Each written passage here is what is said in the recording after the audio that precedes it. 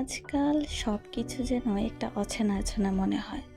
স্কুলের সেই ফ্রেন্ডগুলো কেমন অচেনা লাগে। একসাথে 5 বছর, 8 বছর, 10 বছর অনেকের সঙ্গে পড়াশোনা করেছি, কিন্তু আজ না কারোর সঙ্গে তেমন কথা হয় না।